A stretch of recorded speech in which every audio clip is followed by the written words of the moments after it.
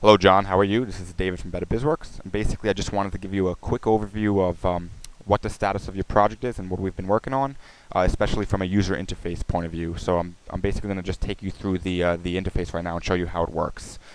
So when you first log in, this is what you're going to see. This is your dashboard, and this is basically what's the first thing that you and your employees are going to see when they log in. So as you can see on this screen, you have a quick overview of all the projects that you're working on. Right here you have your latest jobs. This basically will show you the last 5 jobs that you put into the system. You have a job number and a job name, and obviously if you click on any of those, it will take you to that particular job screen so you can see more details on that job. Right over here, latest estimates, it's basically the exact same thing with the exception that instead of jobs, these are the last 5 estimates you put in. So obviously if you click on any of those estimates, it's the same thing. It brings you to the detailed view of that estimate. From which point you can then either approve it as a job if you indeed got that estimate and converted it to a sale, or you can delete it from there. Once it becomes a job, it will again move over to the latest jobs section. Over here you have your latest change orders, which basically just gives you the last 3 change orders that were put into your system. It shows a date, the job number, and job name of that particular change order with a quick description.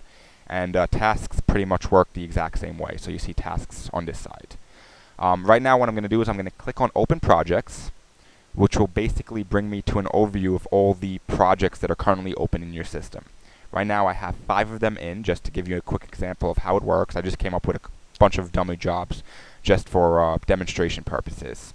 So basically this will give you all the jobs that are currently open in your system. Right up here you can either switch from open jobs to closed jobs, and then you can view all of them. The closed projects would be all projects that were completed, and the open ones are the ones you're currently working on. Now over here it basically again gives you the job number, the job name, the date that job was started, and the last time that somebody modified any aspect of the job in the system. So you could kind of see, you know, what the progress of a job is, when was the last time that it actually got the attention of somebody, so you know where you lie as far as that goes. Now if you click on a job, I'm going to click on 118 Park Place over here. It will bring you to the job page, which basically gives you, this is basically kind of like a digital representation of the folder you gave me. It has all the aspects of a job listed in here. In this first box, invoices, it would list all the invoices that you have generated for the job to send to the customer in a PDF format, where you could actually click it and download it to your computer. Then over here, tasks are just any tasks that have been assigned for this job. Documents and files will list every single file that has been uploaded for this job, from invoices to purchase orders to change orders to any images or spec sheets, etc. that have been uploaded. Then change orders are listed in this next box over here. If you scroll down a bit, we're going to see the tracking report, which right now the tracking report's a little blank. I just put in one particular job element just for demonstration purposes. But you could see we have type A, 250 quantity. It gives you a model number. It shows the purchase order number, which actually will refer back to the purchase order number in the documents and files section, as well as in the purchase order section down here. Then the dates you can fill in with whatever data you would need to put in these fields, the same way that you had it in the spreadsheet you gave me. There's a balance box and a status box, which you could put any status or comment that is necessary for that particular element. Of course, if within this particular tracking report section, we can link an actual spec sheet. For example, you have a spec sheet over here in the documents and files. That could be linked to this particular type A over here, and as you add, as you add to the tracking report, that would obviously be the same with any type of spec sheet that you need to apply. And when I go to the add estimate section, I'll show you how that tracking report is actually generated.